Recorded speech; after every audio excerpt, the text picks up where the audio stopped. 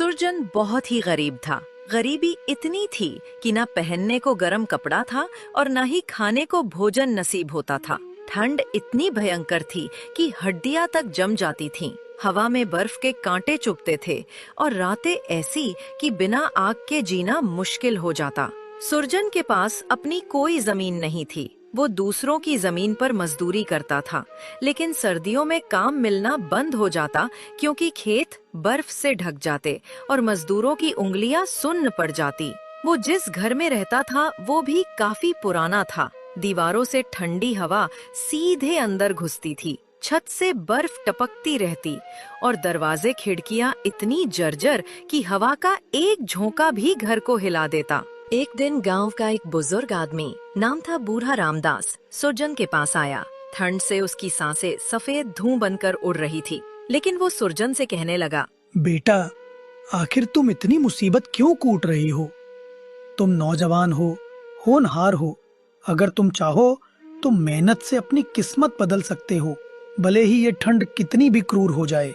रामदास चाचा, ज्यादा मेहनत करने से कोई फायदा नहीं। जो तकदीर में लिखा है मिलेगा तो उतना ही। इस ठंड में तो जीना भी दूभर है। मेहनत करके क्या हासिल होगा? बेटा, यही गलती तुम्हारे पिता ने भी की थी। उसने भी खुद को पूरी तरह भाग्य के भरोसे छोड़ दिया था, इसीलिए वो कोई काम नहीं करता था। सारा दिन घर पर ही पड़ा रहता था।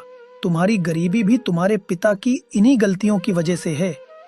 देखो, गांव में सबके पास अपनी अपनी जमीन और अच्छे घर हैं, जहां लकड़ी की आग जलती रहती है, ठंड से बचाव होता है।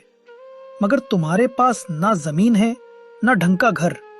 ये टूटा फूटा मकान भी तुम्हारे दादा ने बनाया था, जिसमें ठंड रात दिन राज करती है। बेटा, जब तक तुम किस्मत का रोना रोते रहोगे और ठंड का बहाना बनाते रहोगे, तब तक जिंदगी में कुछ हासिल नहीं कर पाओगे। अभी तुम्हें अपना विवाह भी करना है, और विवाह तभी होगा जब तुम धन कमाओगे, ताकि ठंड से बचने लायक घर और कपड़े जुटा सको। रामदास चाचा, आखिर मैं क्या काम करूं? गांव में तो कोई काम ही नहीं मिलता, खासकर इस ठंड में जब बर्फ सब कुछ ढक लेती है। कभी मिल भी जाता है तो 1-2 दिन का ही काम मिल पाता है और ठंड से हाथ पांव सुन्न हो जाते हैं। बेटा, ये दुनिया बहुत बड़ी है, इसमें काम की कोई कमी नहीं। तुम्हें गांव में काम नहीं मिलता तो दूसरे गांव में काम तलाश करो, भले ही ठंडी हवाओं में पैदल चलना पड़े। अगर तुम कोई काम करने लगे और इस घर की मरम्मत करवा ली, दीवारें मजबूत करवा ली ताकि ठंड अंदर ना घुसे, तो मैं तुम्हारा विवाह करवा दूंगा। विवाह का नाम सुनकर सुरजन में जोश भर गया। ठंड की परवाह ना करते हुए वो जल्दी से बुजुर्ग आदमी से बोला, रामदास चाचा, अगर ऐसी बात है कि तुम मेरा विवाह करवा दोगे तो मैं आज से ही काम में लग जाऊंगा, चाहे ठंड कितनी भी पड़ रही हो। विवाह होने की खुशी में सुरजन दूसरे गांव में जाकर मजदूरी करने लगा।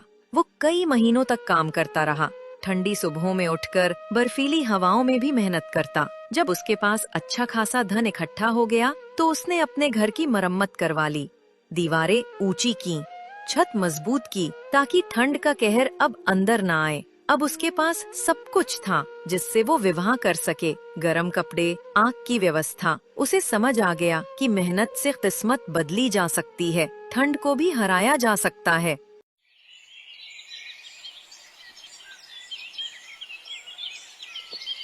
एक दिन उसने सोचा, अब तो मैंने घर की मरम्मत भी करवा ली और घर में खाने के लिए अनाज भी है, ठंड से बचने लायक लकड़ी भी। अब मुझे रामदास चाचा से अपने विवाह के बारे में बात करनी चाहिए। इतना सोचकर सुरजन उस बुजुर्ग आदमी के पास गया और उससे कहने लगा, रामदास चाचा, आपने मेरे से कुछ वादा किया था कि अगर मैं घर की मरम्मत और धन कमाने लगूं तो आप मेरा विवाह करवा देंगे। अब तो मैंने घर की मरम्मत भी करवा ली है और रोज काम करने भी जाता हूँ, ठंड में भी नहीं रुकता। अब आप मेरा विवाह करवा दीजिए। बेटा, मैं तुम्हारे विवाह का कुछ प्रबंध करता हूँ। देखो, शादी ब्याह के मामले में लोग अक्सर सच्चाई नहीं बताते, खासकर इस ठंड में। जब घर की मजबूती और गर्मी की बात आती है, थोड़ा बहुत बड़ा चढ़ाकर ही बात करनी पड़ती है। अगर लड़की सांवली भी हो तो उसे गोरी और अत्यंत सुशील बताकर पेश किया जाता है। मैं जब तुम्हारे पास किसी को लेकर आऊंगा तो मैं भी बहुत झूठ बोलूंगा। तुम चुपचाप सुनते रहना। उनके सामने ज्यादा सच्चे बनने की कोशिश मत करना, वरना कुंवारे ही रह जाओगे, ठंड में अकेले कांपते। बुजुर्ग आदमी सुरजन को अच्छी तरह समझा देता है।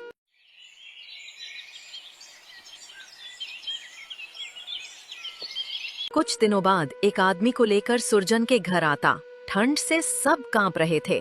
फिर रामदास बोला, देखो श्यामदास, ये लड़का गांव का सबसे होनहार, चतुर, चालाक और मेहनती लड़का है। इसके पास 100 बीघा बटाईदारी जमीन है। उसमें बहुत अन्न उपजता है। ठंड में भी फसल सुरक्षित। घर में अकेला रहता है। तुम्हारी बेटी आते ही रानी बन जाएगी। ठंड का कोई असर नहीं पड़ेगा। ऐसा लड़का तुम्हें कहीं ढूंढने से भी नहीं मिलेगा। जिस आदमी को बुजुर्ग लेकर आया था उसे खेती और जमीन संबंधित कोई ज्ञान नहीं था। ठंड में खेती की मुश्किलें भी नहीं पता। उसे बटाईदारी का मतलब भी नहीं पता था कि बटाईदारी किसे कहते हैं। वो तो 9 और आधा बीघा जमीन लड़के के पास होने के नाम पर ही बहुत खुश हो गया और बोला, मुझे लड़का पसंद है। अगले हफ्ते आपसे दोबारा मिलूंगा, तब हम विवाह का दिन तय कर लेंगे, ठंड के बावजूद। तो मैं इस विवाह को पक्का समझूं? हाँ, पक्का समझिए। अरे मर्द की जुबान पक्की होनी चाहिए। जो कह दिया सो कह दिया। अब अपनी बात से पलटना नहीं है। मैं अभी इस विवाह को पक्का करता हूँ। अगले हफ्ते विवाह का दिन तय हो जाएगा। वो आदमी बहुत खुश हुआ और अपने घर लौट गया और खुश होता हुआ अपनी पत्नी से कहने लगा, भाग्यवान, आज मैं बहुत खुश हूँ। हमारी बेटी का रिश्ता एक अच्छे घर में पक्का कराया हूँ। लड़का अमीर है, घर में अकेला है और उसके पास अपनी बटाईदारी की 9 बीघा जमीन है। खाने पीने की कोई कमी नहीं होगी।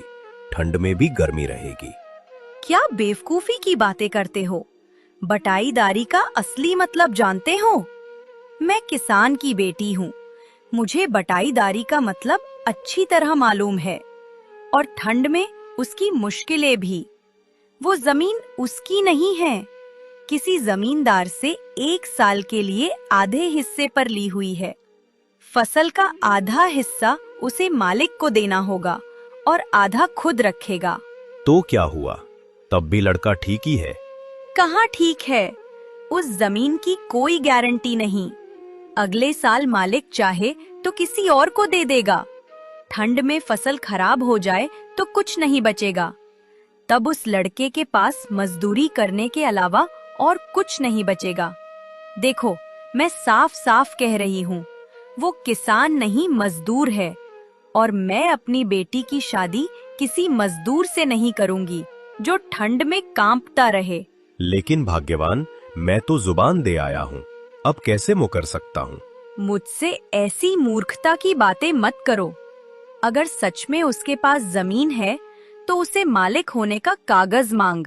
देखना, वो तुरंत दुम दबाकर भाग जाएगा, ठंड से बचने का बहाना बनाकर। अगर ऐसी बात है तो मैं कल ही जाऊंगा और उससे जमीन का मालिक होने के कागज मांगूंगा।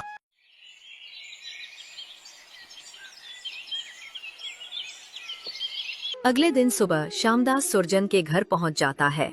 ठंड से उसका चेहरा लाल हो रहा था। श्यामदास को अपने घर देख सुरजन जल्दी से बुजुर्ग आदमी को बुला लाता है। बुजुर्ग श्यामदास से कहता है, लगता है बात जम गई। आप जुबान के पक्के निकले। चलो, अब विवाह की बात आगे बढ़ाई जाए। ठंड के इस मौसम में मैं अपनी जुबान का पक्का हूँ। वादा करके मुकरना मुझे आता ही नहीं, लेकिन आप भी अपने वादे पर टिके रहिए। अब आप मुझे लड़के की जमीन के कागज दिखा दीजिए, ताकि साफ हो जाए कि लड़के के पास 9 बीघा जमीन है।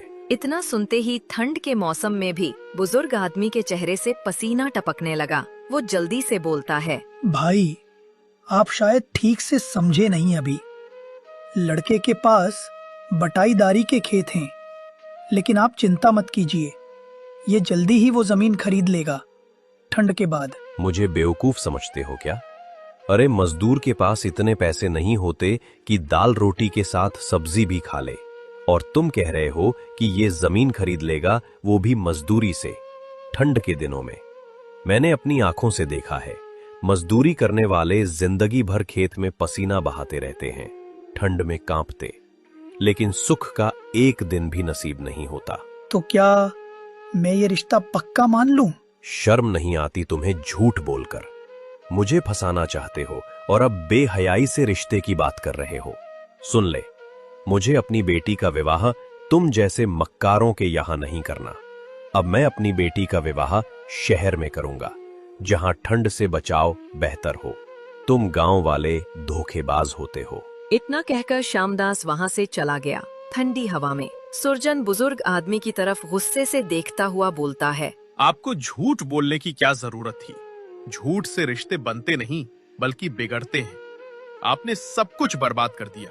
अब ठंड में अकेले क्या करूंगा? विवाह की बात बिगड़ जाने से सुरजन का मन टूट गया।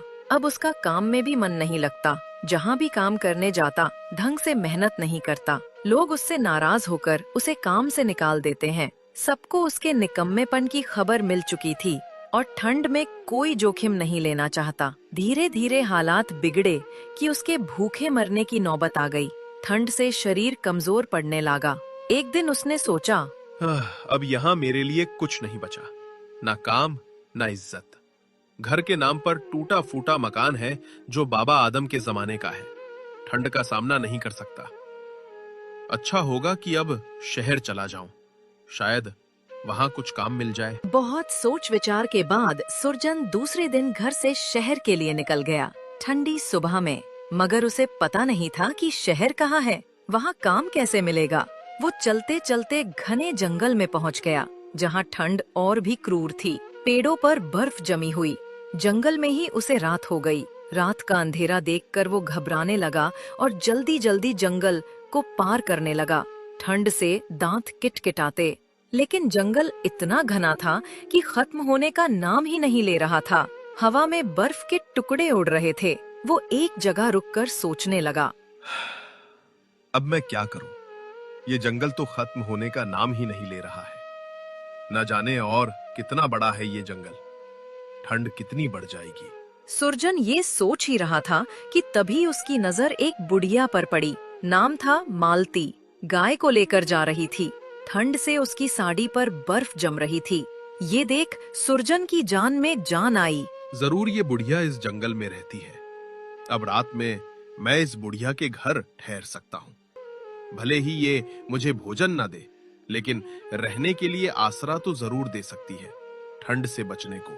सुरजन चुपचाप बुढ़िया के पीछे चलने लगा। कुछ दूर चलने के बाद सुरजन ने देखा कि जंगल में एक छोटा सा घर है और उस घर के बराबर में एक छोटी सी झोपड़ी है। बुढ़िया ने गाय को झोपड़ी में बंद कर दिया और खुद घर के अंदर जाने लगी। सुरजन जल्दी से बुढ़िया के पास गया। सुरजन को देखकर बुढ़िया हैरान रह गई। वो सुरजन से कहने लगी, अरे कौन हो तुम और यहाँ कैसे आना हुआ? आज से पहले कभी नौजवान को इस जंगल में आते नहीं देखा, खासकर इस ठंड में। काकी, मेरा नाम सुरजन है। मैं बहुत गरीब आदमी हूँ। मेरा गुजारा गांव में नहीं हो पा रहा था। ठंड में जीना दूभर हो गया। इसीलिए मैं शहर में काम की तलाश में जा रहा हूँ। लेकिन मुझे शहर जाने से पहले ही जंगल में रात हो गई है। क्या आप मुझे रात भर के लिए अपने यहाँ रुकने दे सकती हो? देखो, मैं तुम्हें जानती पहचानती नहीं हूँ, इसलिए मैं तुम्हें अपने घर में रुकने नहीं दे सकती हूँ। इसलिए अच्छा यही होगा कि तुम अपने रहने के लिए कहीं और जगह तलाश करो। काकी, इस जंगल में मैं कहाँ जगह तलाश करूं? मुझे नहीं लगता कि कोई और भी इस जंगल में रहता होगा ठंड में। काकी, अगर आप कहो तो मैं गाय की झोपड़ी में रह लूंगा और ठंड सह लूंगा। क्या तुम मुझे मूर्ख समझते हो जो तुम्हें गाय की झोपड़ी में रहने दूं? मैं तुझे जानती नहीं पहचानती नहीं। तेरा क्या भरोसा तू मेरी गाय को चुराकर भाग जाए तो? इसलिए मैं तुझे गाय की झोपड़ी में नहीं रख सकती। काकी, ऐसा मत कहो। मैं चोर नहीं हूँ। मैं तो बहुत भला और ईमानदार आदमी हूँ। अगर आप मुझे यहाँ नहीं रहने दोगी तो मैं कहाँ जाऊंगा? जंगल में मुझे जंगली जानवर खा जाएंगे या ठंड से मर जाऊंगा। जंगली जानवर खा जाएंगे तो इसमें मैं क्या करूं? जंगल में तो रोज ही खूंखार जानवर, जीव जंतु और आदमी को मारकर खाते रहते हैं। अब मैं सभी को बचाते थोड़ी फिरूंगी। तू यहाँ से चला जा, मरे या जिए मुझे इससे कोई मतलब नहीं। बुढ़िया की बात सुनकर सुरजन समझ गया कि ये बुढ़िया बहुत बेरहम औरत है। इसको किसी से कोई फर्क नहीं पड़ता। जानवरों के बीच रहते रहते खुद भी जानवर जैसी हो गई है। ठंड ने इसे कठोर बना दिया। अगर ये मुझे अपने घर में एक रात ठहरने की इजाजत दे देती तो इसका क्या बिगड़ जाता। आखिर रात भर की ही तो बात थी। सुरजन यह सोच ही रहा था कि बुढ़िया उससे बोली, सुनो, थोड़ी देर यहीं खड़े होकर मेरा इंतजार करो ठंड सहते हुए। मैं अपनी बेटी से पूछ कर आती हूँ कि तुम्हें रात रुकने देना है या नहीं। बुढ़िया की बात सुनकर सुरजन समझ गया कि बुढ़िया उसे रोकने के लिए इतना नखरा क्यों कर रही थी। बुढ़िया अपनी बेटी के पास गई और बोली, अरे कावेरी, बाहर एक लड़का खड़ा है, हमारे घर में ठहरना चाहता है। तू एक बार उसे देख ले, अगर तुझे पसंद आ जाए तो मैं उसे यहाँ रुकने के लिए कह दूंगी। माँ, इसमें पसंद नापसंद की कौन सी बात है। उसे रात भर के लिए यहाँ रुकने दो। बेचारा बहुत परेशान है, ठंड से कांप रहा। बेवकूफों जैसी बातें मत कर, तू उसे एक बार देख तो सही। माँ, आप भी हद करती हो। मैं उसे देखकर क्या करूँगी? मुझे क्या उसे विवाह करना है? हाँ, तुझे उसे विवाह ही करना है। अब तेरी विवाह की उम्र हो गई है और मुझे तेरे विवाह की चिंता होने लगी है, ठंड में अकेली। ये लड़का बहुत भोला और ईमानदार है। ऐसा लड़का बार बार नहीं मिलता, ठंड में भी मेहनती। इसलिए मेरी बात मान और उस लड़के को देख ले। तू नहीं जानती कि इसे भगवान ने तेरे लिए भेजा है, वरना कितने साल गुजर गए, यहाँ कोई नहीं आया। कावेरी भी विवाह करना चाहती थी। वो तो सिर्फ अपनी माँ के सामने फिजूल में बनकर दिखा रही थी। माँ, मैं लड़के को देख चुकी हूँ, वो मुझे पसंद है। मैं उससे विवाह को तैयार हूँ। अपनी बेटी की बात सुनकर बुढ़िया बाहर आई और सुरजन से बोली, बेटा, तू मेरे घर में रह सकता है, अंदर आजा, ठंड से बच। बुढ़िया ने सुरजन को घर के अंदर बुला लिया, जहाँ थोड़ी आग जल रही थी। सुरजन ने सोचा बड़ी मुश्किल से बुढ़िया उसे घर में रोकने के लिए राजी हुई है, इसलिए उसकी बेटी की तरफ आंख उठाकर भी नहीं देखेगा। सुरजन सिर झुकाए घर में बैठा रहा, ठंड से अभी भी कांपता। सुरजन को इस तरह देखकर बुढ़िया बोली, बेटा, तुम तो बड़े शर्मीले हो, नजर उठाकर भी नहीं देखते। काकी, मुझे लड़कियों से बहुत शर्म आती है। सामने पड़ते ही घबरा जाता हूँ। समझ नहीं आता कि क्या करूँ। और जब तुम्हारा ब्याह होगा तब अपनी पत्नी का सामना कैसे करोगे ठंडी रातों में? यही सोचकर तो डर लगता है काकी। अरे इसमें डरने की क्या बात। लड़की कोई खतरनाक जानवर थोड़ी है जो वो तुझे खा जाएगी। वो तो बहुत ही कोमल और दिल की सच्ची होती है। अब तुम खाना खाकर आराम करो, कल सुबह तुम्हें शहर भी तो जाना है ठंडी राह पर। सुरजन को कभी इतना पैदल चलने की आदत नहीं थी, ठंड में तो और मुश्किल। इसलिए आज वो काफी थक गया था। थकान से वो बिस्तर पर पड़ते ही गहरे नींद में डूब गया, ठंड भूलकर। अगली सुबह वो खुद से नहीं जाग पाया। बुढ़िया की बेटी कावेरी ने आकर उसे जगाया तो वो हड़बड़ाकर उठा और बोला, अरे माफ करना, मुझे उठने में थोड़ी देर हो गई। मुझे तो बहुत दूर जाना है ठंड में। इतना कहकर सुरजन जाने लगा, लेकिन कावेरी ने उसे रोक लिया। आप ऐसे कैसे जा सकते हैं? कुछ जानते भी हो? मैंने रात में सपना देखा। सपने में मेरा आपसे विवाह हो चुका था। अब आप मेरे पति हैं, इसलिए आप मुझे छोड़कर नहीं जा सकते। ये आप क्या कह रही हो? सपना सच थोड़ी होता है। मैंने सुना है सुबह का सपना सच होता है, इसलिए अब मैं आपकी पत्नी हूँ और आप मेरे पति। मैं नहीं मानता, तुम पागल हो गई हो। मैं जा रहा हूँ। देखो, आप यहाँ से नहीं जा सकते। अगर चले गए तो मैं अपनी जान दे दूंगी। ऐसा गजब मत करना। मैं रुक जाता हूँ, मगर तुम्हारी माँ तुम्हें छोड़ेगी नहीं। माँ कुछ नहीं कहेंगी। वो तो कब से चाह रही है कि मेरा विवाह हो जाए। आपको देखकर तो वो बहुत खुश होंगी। बुढ़िया शाम के वक्त बकरी लेकर घर आई तो घर में सुरजन को देखकर मन ही मन बहुत खुश हुई। वो जो चाहती थी वही हुआ। बेटी ने सुरजन को विवाह के लिए मना लिया। बुढ़िया सुरजन से बोली, बेटा, क्या हुआ, तुम शहर नहीं गए? काकी, मैं शहर जा रहा था, लेकिन तुम्हारी बेटी ने जाने नहीं दिया। ये न जाने कैसी कैसी बेवकूफों जैसी बातें कर रही है। बुढ़िया की बेटी बुढ़िया को सारी बात बता देती है। फिर बुढ़िया सुरजन से कहती है, बेटा, अब तुम्हें न डरने की जरूरत है और ना ही कहीं जाने की। अब तुम हमारे साथ ही रहोगे, ठंड से सुरक्षित। बेटा, मैं कोई जंगली औरत नहीं हूं। मैं लालपुर गांव के जमींदार की पत्नी गीता हूं। जमींदार ने एक नीच औरत के बहकावे में आकर दूसरी शादी कर ली। उस औरत के कहने पर ही उसने मुझे और मेरी छोटी बेटी को जिंदा जलाने की साजिश रची। जब मुझे इसका पता चला तो मैं अपनी नन्ही बेटी को लेकर गांव से भाग आई। तब से हम यहीं इसी जंगल में रहते हैं, ठंड का सामना करते। इस जंगल में रहते हुए हमें 19 साल हो गए, ठंडी रातें काटते। लेकिन बेटा, पाप का घड़ा कभी ना कभी तो भर ही जाता है। एक दिन उस नीच औरत ने जमींदार की हत्या करके अपने चहीतों के साथ जमींदारनी बन बैठी। वो खुद ही राजा के पास जाकर जमींदार की हत्या का मामला दर्ज कराई ताकि किसी का शक उस पर ना जाए। लेकिन राजा के गुप्तचरों ने सब राज खोल दिए। असली हत्यारनी वो नीच औरत ही निकली। तब राजा के सैनिकों ने उसे पकड़ लिया और जल्द ही उसे फांसी हो जाएगी। हमारा पुराना वफादार नौकर मुझे ये खबर देने जंगल आया था, ठंड में भी। बेटा, जमींदार लाख बुरे थे, मगर मरने से पहले उन्होंने सारी जमींदारी अपनी बेटी कावेरी के नाम कर दी है। अब से वो जमींदारनी है। कल हमारा नौकर हमें लेने आएगा और हम अपने घर लौट जाएंगे। कावेरी तुम्हें अपना पति मान चुकी है, इसलिए अब तुम उसके पति हो।